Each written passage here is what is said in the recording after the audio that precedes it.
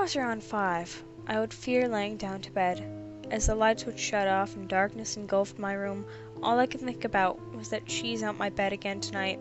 I lay my head down on my pillows each night and try to close my eyes, but I see her there. In my mind's eye, I can see her hovering over my resting form. I see her dressed in that white gown, her black hair, thick and tangled, dropping over her pale face, and she's just standing there. I open my eyes and look into my bedroom. My mirror, I can see the window behind me and its reflection, and no one is there.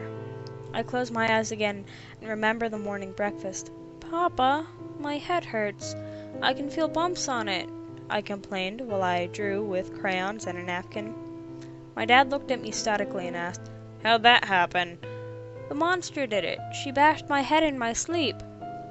My dad shook his head and chuckled. "The monsters you keep drawing, son. They're getting in your dreams." I looked down at my drawings. Creepy monsters, blood and guts, people dying in the only way a child could render it. My stepmom, always trying to look beautiful, checked her hair for the day. "Siempre está diciendo mentiras," she said in Spanish, staring at the mirror, which effectively meant that I was lying.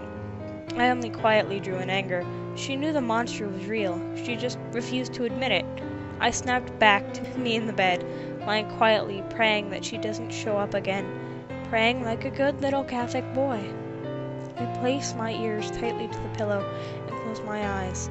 I hear the beat of my heart, but to me it sounds like footsteps, the monster's footsteps coming closer and closer. I lift my head a bit, but I still hear the steps, closer and closer. "She's not in here. She's not in here," I say to myself out loud.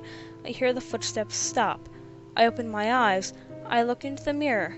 No one outside. No one on the side of my bed. I timidly look underneath. Nothing but blackness. I lay back down, head facing upwards at the ceiling. And then I see her, hovering over me, standing at the head of my bed.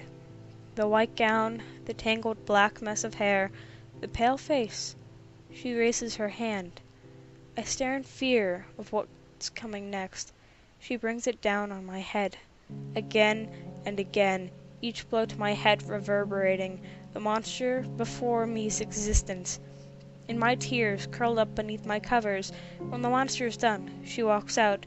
Her words as she leaves remind me every night that the monsters are real. Siempre diciendo mentiras.